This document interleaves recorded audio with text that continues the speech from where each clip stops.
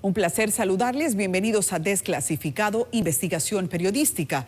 Un nuevo caso apunta a la Fiscalía de Puerto Plata y su titular, Kelmy Duncan. Se mantiene viva una crisis en la provincia.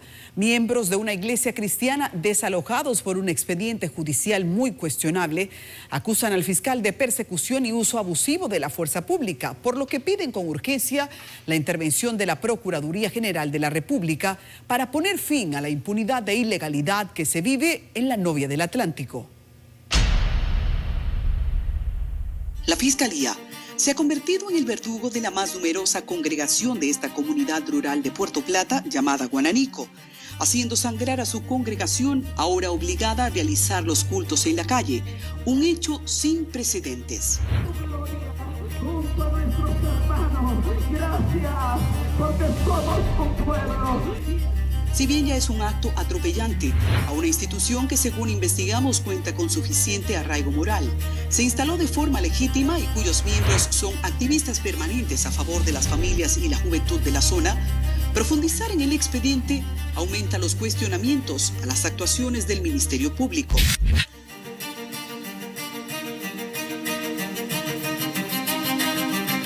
El día que nosotros fuimos sacados a la fuerza, la Fiscalía envió un contingente militar. Habían policía y militares. Nuestro equipo analizó un pliego de documentos relativos al desalojo ejecutado contra la Iglesia Asamblea de Dios Casa de Alabanza, ubicada a 50 minutos del municipio cabecera, al oeste de Puerto Plata. Se encuentra en un solar de 599 metros de la calle La Alta Gracia de Guananico, que fueron comprados en diciembre del 2016 al abogado Aníbal Ripoll Santana, quien demuestra haberlos recibido como pago en cuota litis de uno de sus trabajos. Este caos comienza a partir del año 2017, después que la iglesia compra 599 metros de terreno.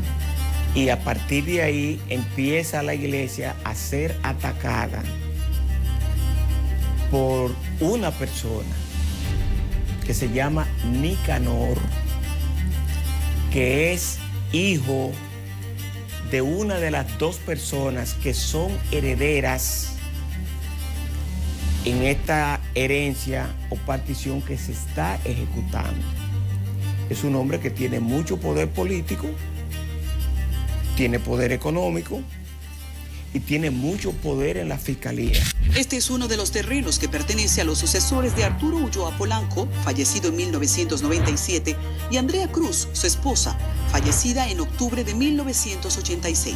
El difunto procreó 18 hijos en 2 familias, lo que dio inicio posteriormente a una determinación de herederos. Cuando el proceso avanzaba, una de las partes presentó un testamento que cambiaba las reglas de la repartición. El documento establece: por este testamento, lego a mis hijos Ana Joaquina Ulloa Cruz y Lorenzo Ulloa Cruz de la siguiente forma.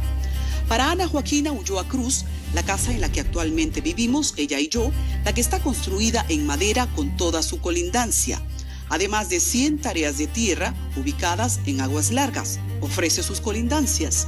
Para mi otro hijo, Lorenzo Ulloa Cruz, la cantidad de 148 tareas de tierra, las cuales se encuentran 100 tareas al lado de las de Ana Joaquina, y las restantes 48 serán 38 donde se encuentra toda su casa en bloc y donde reside su familia en la calle Altagracia, parte alta número 108, mientras que las 10 que restan en el barrio nuevo del mismo municipio, y especifica sus colindancias.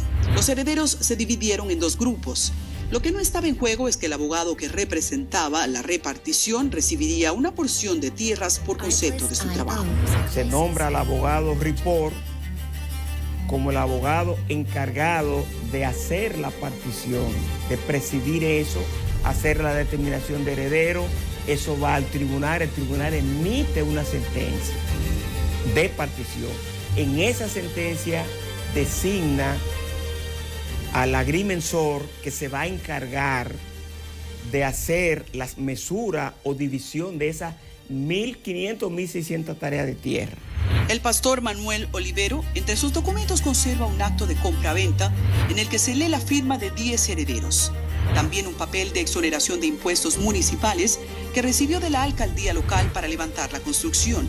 un proyecto logrado gracias a donaciones. Cuando fue notificado de la litis entre herederos, se asesoró que su compra había sido legítima, pero la batalla apenas empezaba.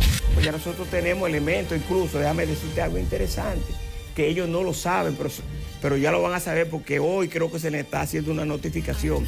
El abogado, esto es importantísimo.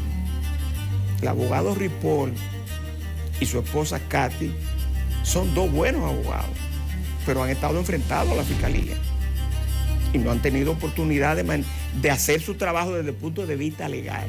Dos procesos eran seguidos en la justicia, uno en ejecución de testamento y otro para desalojo de la iglesia.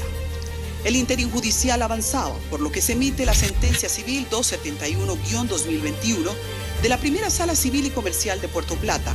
En esta gana la Iglesia Asamblea de Dios Casa de Alabanza. Los jueces consideraron inadmisible el recurso para que la iglesia fuera entregada a los herederos de la parte demandante, atendiendo a que el abogado Aníbal Ripoll Santana había sido un adquiriente de buena fe. Hay que destacar que sobre los bienes sucesorales de Arturo Ulloa Polanco, la sentencia 472 de 1999 ordena partición y la sentencia 1093 del 2011 ratifica el informe pericial de los bienes.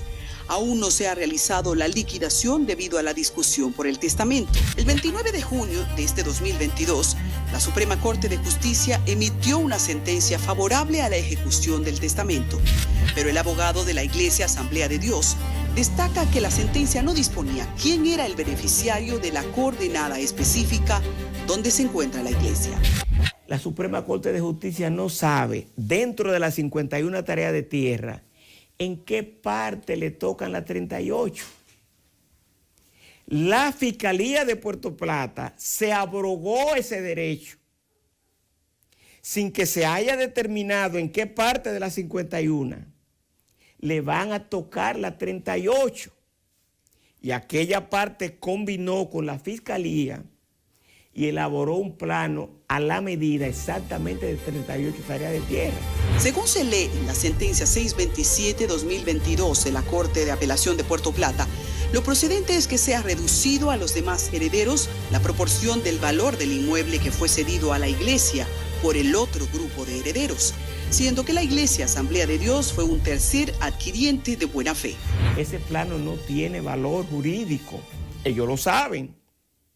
Pero ellos han querido engañar a esta gente que son gente pobre, gente del campo. ¿Cuál es el procedimiento que procede ahí ya ellos con la sentencia?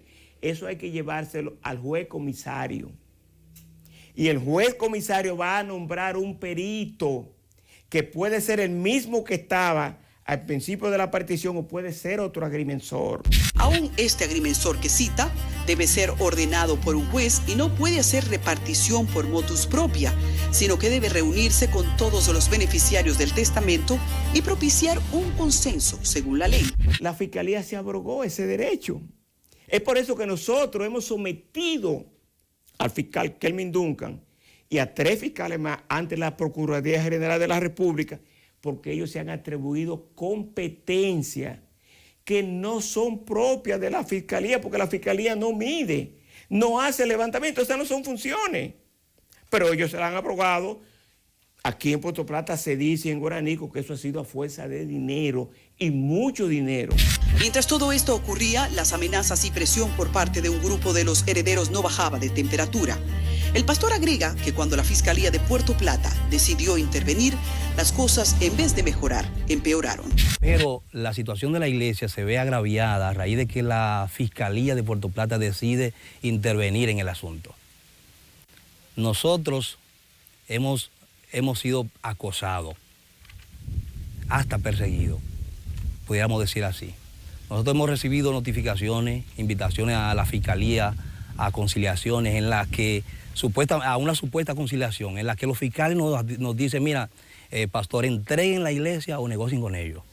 Cuenta que en una de esas reuniones de conciliación, el fiscal Gabriel Brugal les advirtió que ya la Fiscalía había tomado su decisión, al tiempo que les ordenaba entregar el inmueble, pese a tener sentencias a su favor como tercer adquiriente de buena fe, lo que no importó. Y el fiscal decirnos a nosotros así abiertamente, mira, ya la Fiscalía tomó una decisión. Ustedes lo que tienen es que negociar con ellos o lo sacamos. Yo le he dicho en ese momento Magistrado, pero yo pensé que había venido a la fiscalía a una conciliación, pero ustedes lo que han venido es a acorralarme, a ponerme en una situación en la que yo me veo obligado a negociar con la persona que nos adversan. La Fiscalía de Puerto Plata pidió al juez de paz de Guananico apertura de puertas para entrar al edificio de manera forzosa. Nuestro equipo tuvo acceso a un documento del juez de paz de Guananico, mediante el cual rechaza la solicitud de apertura de puertas. El juez recibió la sentencia de la Suprema Corte de Justicia y observó que la Suprema no ordenaba el desalojo, por lo que el juez entonces le prohibió a la Fiscalía entrar al edificio. En ese primer intento de desalojo ellos se atuvieron, pero aún así, nosotros presentándole esa certificación, ellos dijeron, nosotros como quiera lo vamos a hacer, porque ese juez no tiene autoridad. Denuncian que la Fiscalía evidenciaba un trato parcializado al caso y decidió imponerse saltando todo el marco legal. Nos dijeron así mismo los fiscales, o sea que ellos estaban decididos. Nosotros entendíamos entonces que había una componenda y que esos fiscales habían perdido toda la credibilidad y el respeto y que no merecían ser llamados autoridad. Todo esto ocurría sin que la comunidad religiosa se enterara. Llegaron a las 6 de la mañana. Decidieron inmediatamente entrar al edificio sin notificarnos, sin hacernos saber nada. Me llamaron vecinos para hacernos saber que ellos estaban rompiendo, entrando al edificio a la fuerza. Ya cuando yo llegué, ya ellos tenían la verja del edificio desbaratada, habían puesto nuevos candados, habían clavado unos llavines nuevos y le habían puesto cadenas.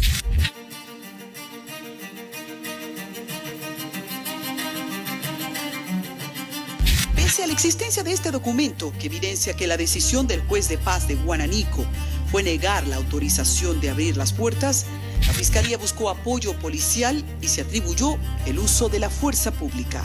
Como si fuéramos criminales nos trataron de manera vergonzosa, así lo hicieron. Y claro, nosotros entendemos que para que un fiscal actúe de esa manera, que para que un fiscal se arriesgue de esa manera, tiene que haber dinero. La Fiscalía de Puerto Plata, a la cabeza de Kelmy Duncan, en base a la sentencia por ejecución de testamento, hizo un desalojo a la iglesia. El pliego de documentos establece que efectivamente se trató de una decisión antijurídica y uso abusivo de la fuerza.